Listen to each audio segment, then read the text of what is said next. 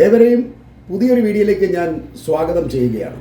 ജനുവരി 20 മുൻപ് ബന്ദികളെ മുഴുവൻ മോചിപ്പിച്ചില്ലെങ്കിൽ ഗസ നരകമാക്കുമെന്ന് ട്രംപ് പറഞ്ഞിട്ടുണ്ടല്ലോ.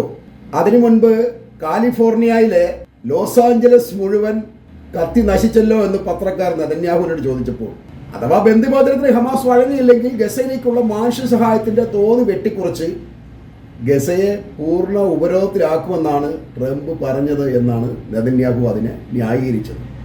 ഇത് വളരെ നല്ല ഒരു സ്റ്റേറ്റ്മെന്റാണ്. ഈ അവസരോചിതമായി മാറ്റി പറയാൻ കഴിയുക എന്നുള്ളത് ഇവരുടെ ഒരു പ്രത്യേക കഴിവ് തന്നെയാണ്. ബന്ദികളെ കൊടുത്തില്ലെങ്കിൽ ഞങ്ങളങ്ങ് ഗസയെ ചുട്ടുകളയുമെന്ന് ട്രംപ് പറഞ്ഞപ്പോൾ അത് കേട്ട് പേടിച്ച് ഹമാസ് ബന്ദികളെ മുഴുവൻ ഇന്നാ പിടിച്ചോ എന്ന് പറഞ്ഞ് കൈലോട്ട് കൊടുക്കും എന്നാണ് ഈ അമേരിക്കക്കാരും നെതന്യാഹു എല്ലാം ധരിച്ചിരുന്നത്. ഈ മുന്നറിയിപ്പിനെ ഹമാസ് പരിഹസിച്ച് തള്ളുകയായിരുന്നു ചെയ്തത്. അല്ലെങ്കിൽ തന്നെ സൈഡിസ്റ്റുകളിൽ നിന്ന് എന്ത് മാനുഷ്യ സഹായമാണ് ഞങ്ങൾ പ്രതീക്ഷിക്കേണ്ടത് എന്നാണ് ഈ ഹമാസ് ചോദിക്കുന്നത്.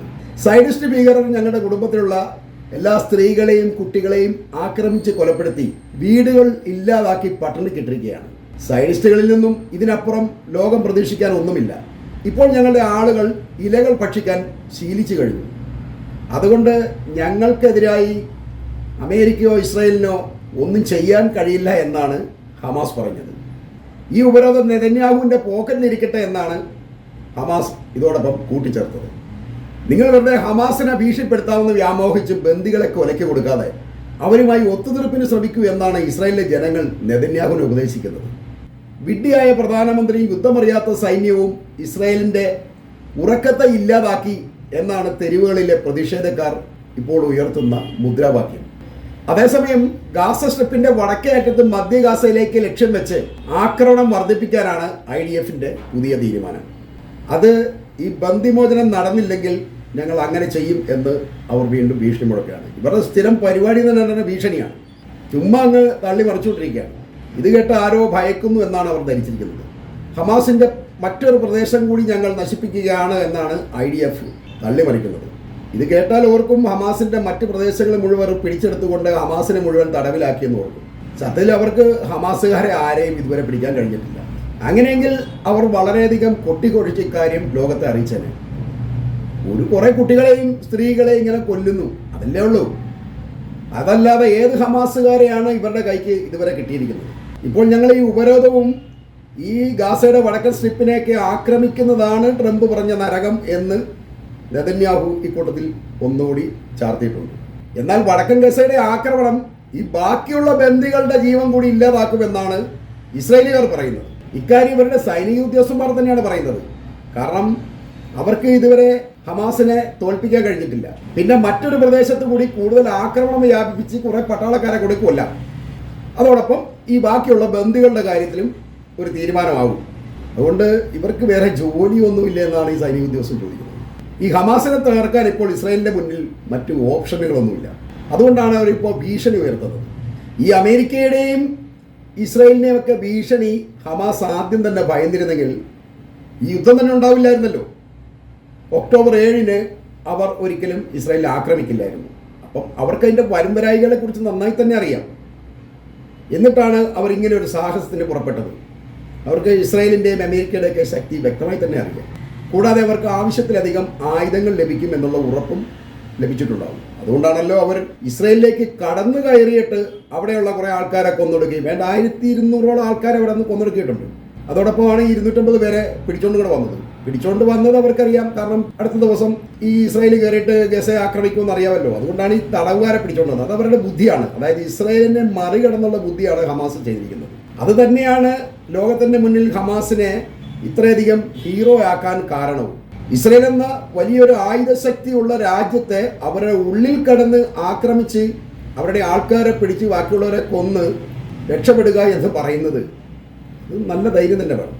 അതുകൊണ്ടാണ് ലോകത്ത് നിന്ന് ഹമാസിനെ ഏറ്റവും അധികം പ്രകീർത്തിക്കുന്നത്. എന്നാൽ ഈ മാനക്കേട് കാരണം അത് വീണ്ടും ഇങ്ങനെ തികട്ടി വരുന്നത് കൊണ്ടാണ് അവർ പിന്നെയും പോയി ഈ ഗസയെ ആക്രമിച്ചുകൊണ്ടിരിക്കുന്നത്. എന്നാൽ ഇവർക്ക് ഈ ഹമാസ് പോരാളികളെ കൊല്ലാൻ കഴിയുന്നില്ല, അവരെ കീഴ്പ്പെടുത്താൻ കഴിയുന്നില്ല, ഒന്നും സംഭവിച്ചിട്ടില്ല. അവരുടെ തുരങ്കം പോലും മര്യാദയ്ക്ക് കണ്ടുപിടിക്കാൻ കഴിഞ്ഞിട്ടില്ല. കൂടുതൽ തുരങ്കങ്ങളും അവർ തന്നെ കാണിച്ചു കൊടുത്തതാണ്. അവർക്കുള്ളിലേക്ക് കടന്നു കയറാൻ കഴിഞ്ഞിട്ടില്ല ഈ സൈന്യത്തിന്. അവർ എന്തൊക്കെ തന്ത്രങ്ങളാണ് ഇറക്കി നോക്കിയത്. വെള്ളമടിച്ച് നോക്കി, അതിലേക്ക് കെമിക്കലുകൾ പുകച്ചിങ്ങനെ അടിച്ച് കയറ്റി നോക്കി. ഒരു രക്ഷയില്ല, ഒന്നും എങ്ങും എത്തുന്നില്ല. കുറേ കഴിയുമ്പോൾ ഇവർക്ക് തന്നെ അങ്ങോട്ട് കയറാൻ വേണം വരികയാണ് ഈ സൈന്യത്തിന്. അതുകൊണ്ട് ആ മാതിരി ശ്രമങ്ങളെല്ലാം നിർത്തി. മറ്റതെന്തായിരുന്നു, കടലിനെ കൊണ്ടുവന്നിട്ട് ഈ ഗസയുടെ ഹമാസിൻ്റെ തുരങ്കത്തിലേക്ക് അങ്ങോട്ട് തള്ളിക്കയറ്റി വെക്കും, എന്നിട്ട് എല്ലാത്തിനെയും വെള്ളം അടിച്ച് കൊല്ലും. ഇതൊക്കെ ഈ കഥയിലോ ഒക്കെ പറയാൻ കൊള്ളാം, അതല്ലെങ്കിൽ വല്ല സിനിമയിലൊക്കെ കാണിക്കാൻ കൊള്ളാം. അതൊന്നും ഒരിക്കലും പ്രാക്ടിക്കലല്ല. ഇതോടൊപ്പം ഹമാസ് മറ്റൊരു കാര്യം കൂടി ഈ സയനിസ്റ്റ് ഭീകരരെ അറിയിച്ചിട്ടുണ്ട് ഇന്നലെ. അവർ ചോദിക്കുന്നത് ഈ IDF ഇപ്പോൾ പൊട്ടാത്ത ആയുധങ്ങൾ ഉപയോഗിച്ച് തുടങ്ങിയിട്ടുണ്ടോ എന്നാണ്. ഗാസ മുനമ്പിൽ IDF വ്യോമസേന വർഷിച്ച ആയിരക്കണക്കിന് യുദ്ധോപകരണങ്ങൾ പൊട്ടിത്തെറിച്ചിട്ടില്ല. ഹമാസ് അവയെല്ലാം പെറുക്കിയെടുത്ത് അതുപയോഗിച്ച് സ്ഫോടക വസ്തുക്കൾ ഉണ്ടാക്കിയാണ് ഇപ്പോൾ ഈ ഇസ്രായേലി പട്ടാളക്കാരെ തന്നെ ആക്രമിക്കുന്നത്. ഞാൻ കഴിഞ്ഞ ദിവസം പറഞ്ഞിരുന്നു, ഇസ്രായേലി ആയുധങ്ങൾ തന്നെ ഉപയോഗിച്ചുകൊണ്ട് ഹമാസ് സൈനിസ്റ്റുകളെ ആക്രമിക്കുന്നു എന്നുള്ള കാര്യം. അതിൻ്റെ വ്യക്തതയ്ക്ക് വേണ്ടിയായിരിക്കും ഒരുപക്ഷെ അവർ പറഞ്ഞത് നിങ്ങളുടെ ആയുധങ്ങൾ തന്നെ ഞങ്ങൾ റീകണ്ടീഷൻ ചെയ്തുകൊണ്ടാണ് നിങ്ങളെ ആക്രമിക്കുന്നത് എന്നുള്ളത്. അതൊരു പക്ഷേ ഇസ്രായേലിൽ നിന്ന് അവർക്ക് ആയുധങ്ങൾ കിട്ടുന്നത് അവരെ പിടികൂടാതിരിക്കാൻ വേണ്ടിയായിരിക്കാം. കാരണം എങ്ങനെയാണ് ഇസ്രായേലിൻ്റെ ആയുധങ്ങൾ ഈ ഹമാസിൻ്റെ കയ്യിൽ വന്നത് എന്നുള്ള ഒരു അന്വേഷണം ഇസ്രായേലിനുള്ളിൽ നടക്കുന്നുണ്ട്. ആ അന്വേഷണത്തെ തടസ്സപ്പെടുത്താൻ വേണ്ടി, അത് മുന്നോട്ട് പോകാതിരിക്കാൻ വേണ്ടിയായിരിക്കും ഒരുപക്ഷെ ഹമാസ് ഇങ്ങനെ പറഞ്ഞത്. അതോടൊപ്പം ഒരു മറ്റൊരു കാര്യം കൂടി പറയുന്നുണ്ട്. ഇപ്പോൾ ഗസയിലേക്ക് എത്തുന്നത് ഇസ്രായേലിൻ്റെ തുരുമ്പിച്ച ടാങ്കുകളാണ്. വീമ്പിളക്കിയ മെർക്കാര ടാങ്കുകൾ വളരെ തുച്ഛമായിട്ട് ഞങ്ങളിപ്പോൾ കാണുന്നുള്ളൂ. അവയുടെ അസ്ഥികൂടങ്ങൾ ഗസയുടെ മണ്ണിൽ പൊട്ടിച്ചിതറി തുരുമ്പടിച്ച് കിടക്കുന്നു എന്നാണ് ഹമാസ് പറയുന്നത്. ഭീരുക്കളായ സൈനിസ്റ്റ് സൈന്യങ്ങൾ ഗസയിൽ ചത്തൊടുങ്ങുന്ന വാർത്തകൾ കൊണ്ട് ഇസ്രായേലി പത്രങ്ങൾ ഇപ്പോൾ നിറയുകയാണ്. അതോടൊപ്പം നെതന്യാഹുവിനെതിരായി വളരെയധികം പ്രതിഷേധങ്ങളും രാജ്യത്ത് നടക്കുന്നുണ്ട്. എന്നിട്ട് അവർ യുദ്ധം അവസാനിപ്പിക്കുന്നില്ല, പ്രതിഷേധങ്ങളെ അയാൾ വകവയ്ക്കുന്നുമില്ല. അയാൾക്ക് എങ്ങനെയെങ്കിലും ജയിക്കണം, അതൊരിക്കലും നടക്കുകയില്ല. അതിനർത്ഥം യുദ്ധം നീണ്ടു പോകുമെന്നുള്ളതാണ്. ഇപ്പോൾ ബന്ദിമോചന ചർച്ചകളൊക്കെ വളരെ സജീവമായിട്ട് നടക്കുന്നുണ്ട്. പക്ഷേ അക്കാര്യത്തിൽ ഇസ്രായേലിന് ഇപ്പോൾ ഉറപ്പില്ല എന്ന് തന്നെ വേണം ഇവർ ഈ ആക്രമണം തുടരാനും അതല്ലെങ്കിൽ ഗസയുടെ മറ്റു ഭാഗങ്ങൾ പിടിച്ചെടുക്കണം എന്നുള്ള ഒരു തീരുമാനമൊക്കെ നടത്തുന്നത്. കാരണം ഈ ഹമാസ് ഒരുപാട് ഡിമാൻഡ്സുകൾ മുന്നോട്ട് വെച്ചിട്ടുണ്ട്.